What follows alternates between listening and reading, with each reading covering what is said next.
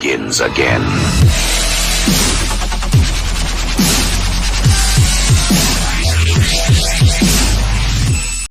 And how you guys doing? Welcome to Motorcycle Madhouse Radio for your morning news.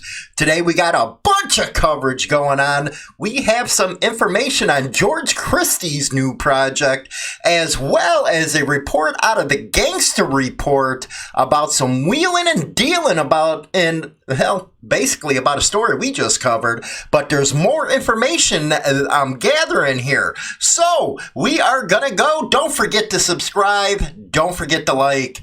All that good stuff. You guys know the drill. Come on, you hooligans. Get over there and do this stuff. Don't forget to pass all this stuff around. But let's get going here.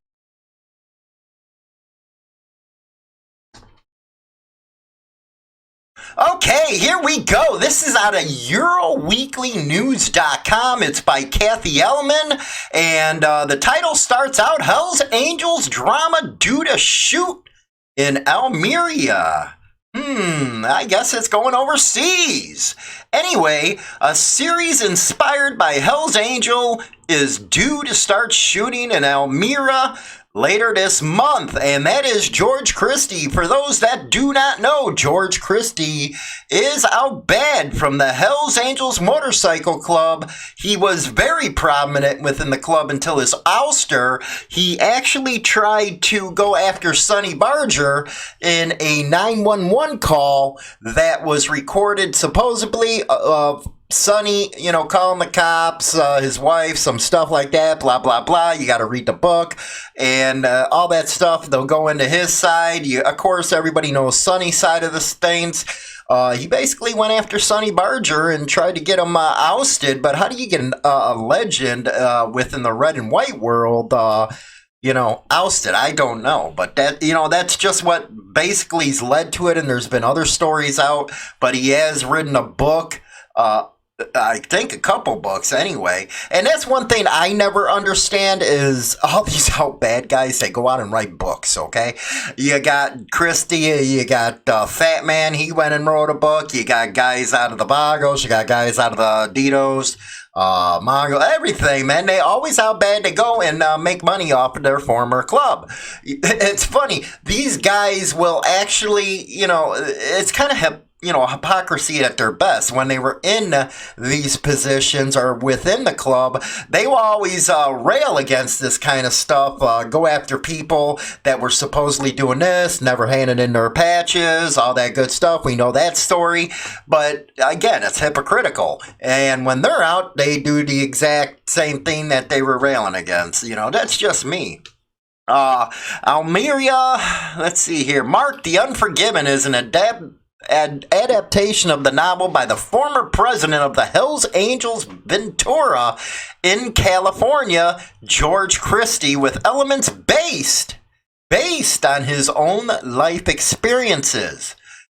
Almeria will play the part of the base of the fictitious Jimenez cartel, the sworn enemies of the marked The Unforgiven Motorcycle Club.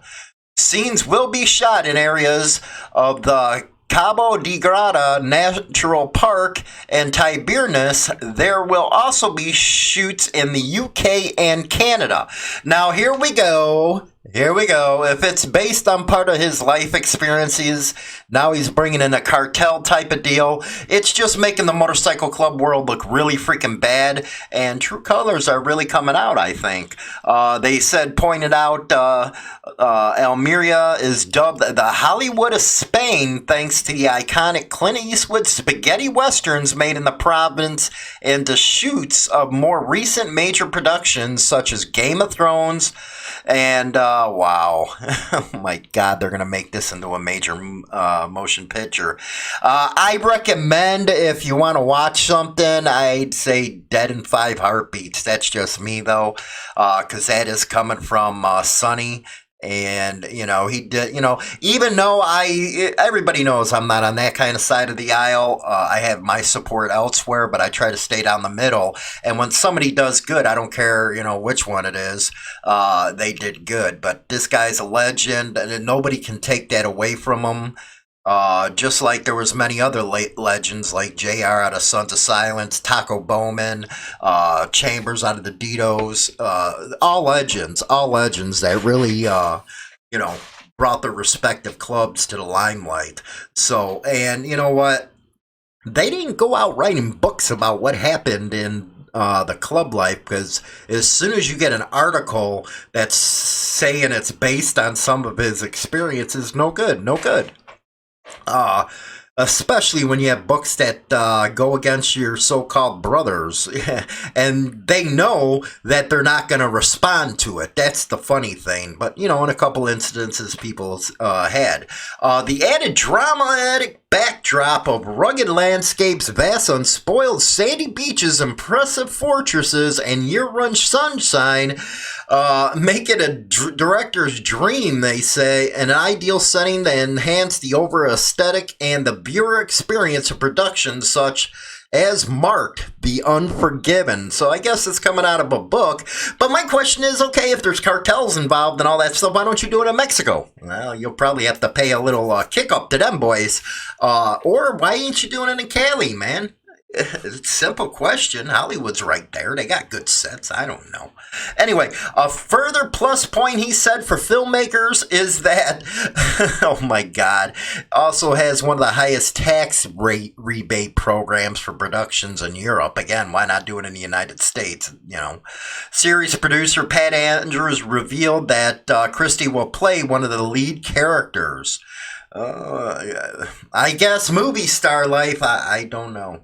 According to Andrews, the show will effectively be a soap opera about the life of the club and the differences between the members, who range from regular guys to troubled individuals from broken homes and former military, whose personalities are shaped by combat experience in Afghanistan and Iraq. The George Christie character, Big John, is billed as the father figure of the group of men with a whole bunch of issues, but held together by strong belief in brotherhood and patriotism.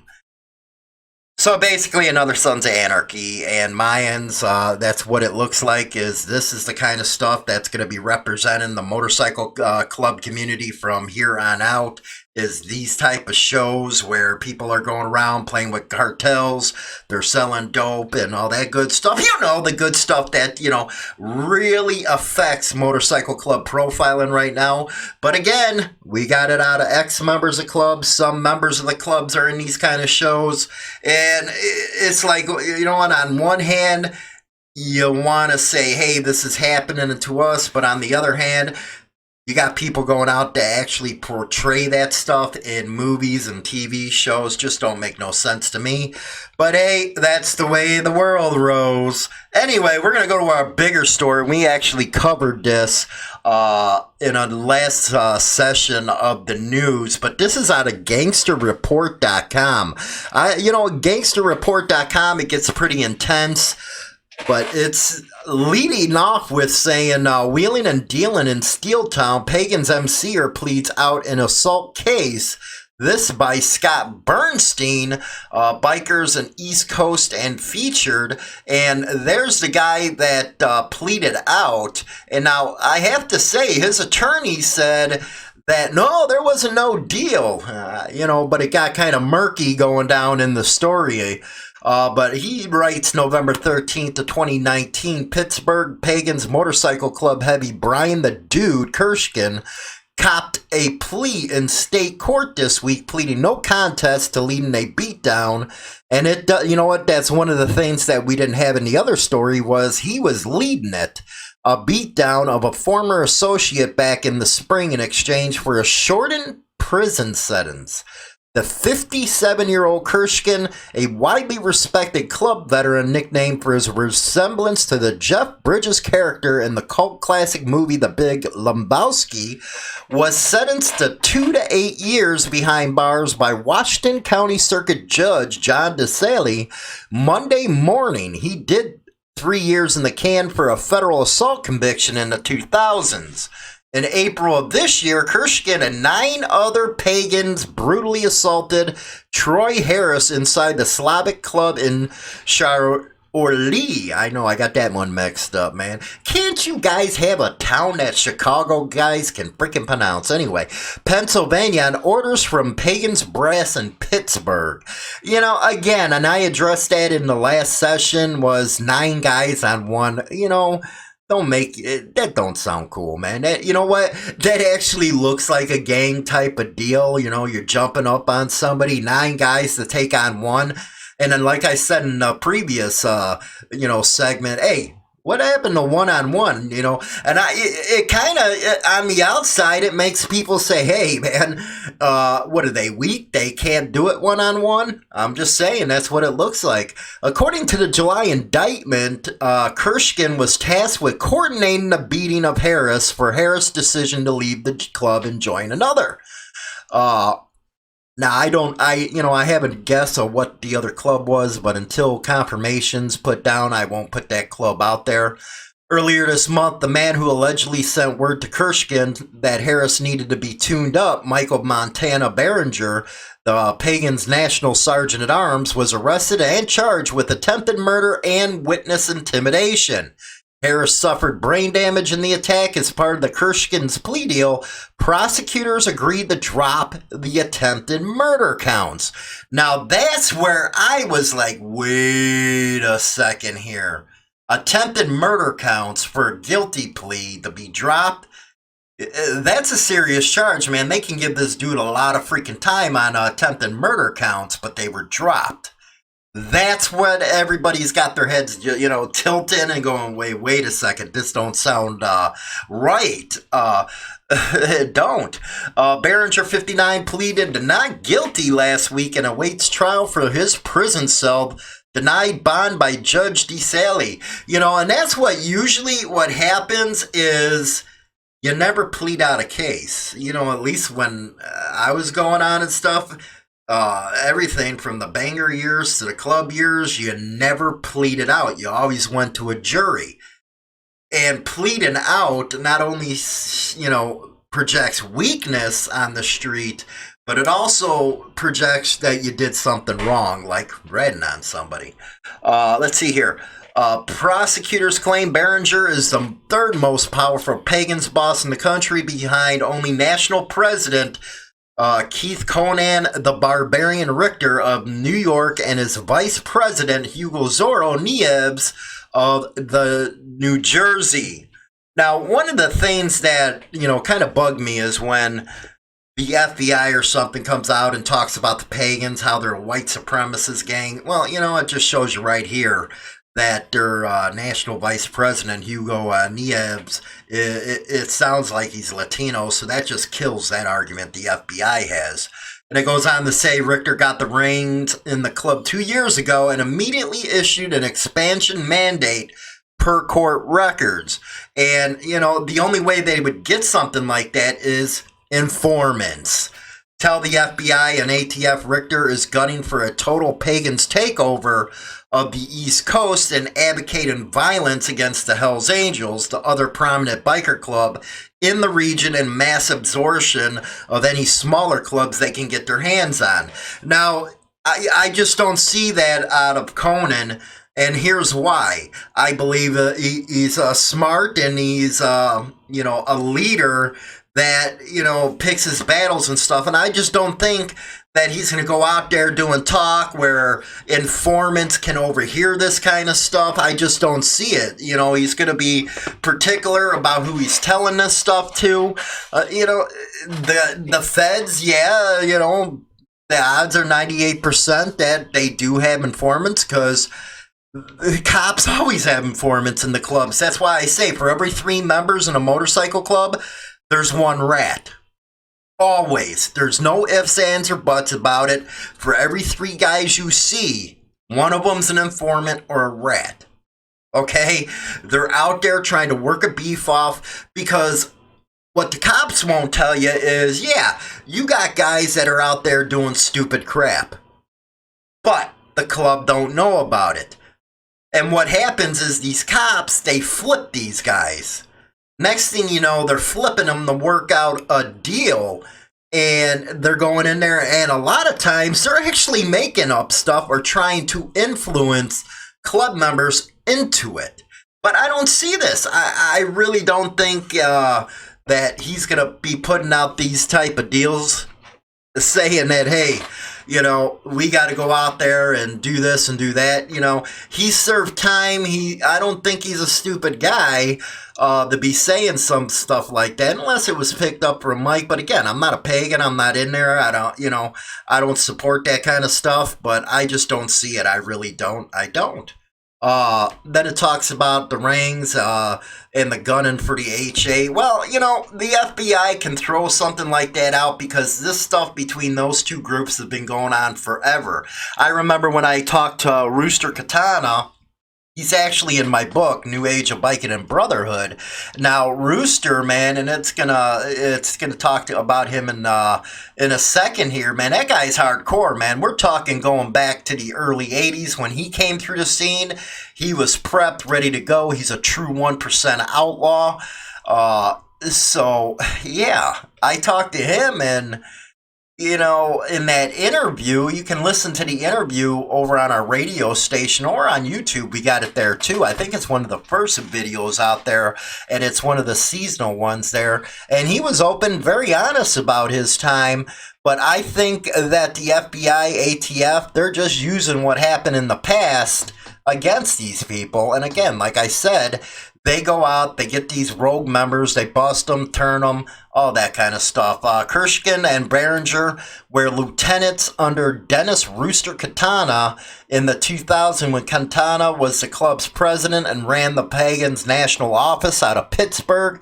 Katana and Kershkin were arrested together in 2002 after Katana coordinated an attack on a former Hells Angel gathering in New York that resulted in a homicide. Now, another thing about Rooster, here's a guy who's out there fighting right now for his freedom, and that's because he was turned on by people within the club to get out of stuff. So I find it, you know, real funny when some of these guys are walking with the patch, they got their chest all out and, you know, hey, I'm Billy Badass and stuff like that. But when the law comes coming and time to pay the piper, they flip on people. And that's exactly what happened to Rooster Katana.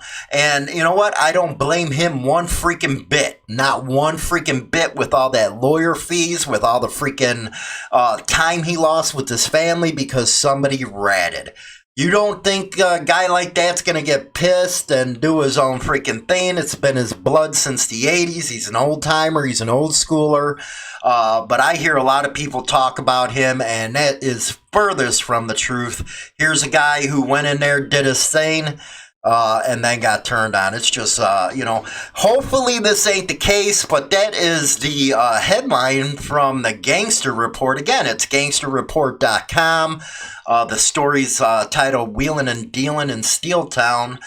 And let's just hope, you know, this guy sounds like he's been around. It's just, I don't understand why other people got a harder sentence, got more years put on than he did, and it makes you tilt your head saying, okay, he only got this while the other ones got this, and they're claiming here that he was the leader of the whole thing. So it really does. It makes you question what is going on. But again, this is going to play out, and of course, when people are going to trial and stuff, the defense attorneys get to subpoena anybody who's informants. The court is supposed to open up all the records to the defense. Hopefully they're able to do that. At that time, they'll find out who the informants or the rats are, and then they'll be able to present their case. So that right there, again, out of Gangster Report. And, you know, we're going to see how it really goes, aren't we? Anyway, appreciate you guys listening to the show. If you have a show you want me to go ahead and you got news you want me to put on, let me know that. Also, we're looking for somebody who is a Christian pastor or a member of a Christian motorcycle club that was able to turn their life around, as they say, and they went to Christ. Me, you guys know I'm a big supporter of the old man upstairs. I don't care what anybody says. I know I get the comments, but whatever. That's the way I am. I know people have all other beliefs, but I think this is a really good type of deal where we can hear from, some hardcore people that used to run in 1% stuff, and they turned their life around and they went a different direction. They held their heads up high, because there's never, ever any regret or embarrassment when you look to the man upstairs, because you know what? He is the strongest, and anybody out there ain't nothing compared to the old man upstairs. But anyway, I'll talk to you on the next show. We're going to be talking about the Beast MG. Got a big one coming up, and look for that video and look for that segment. But until then, I'll talk to you guys later.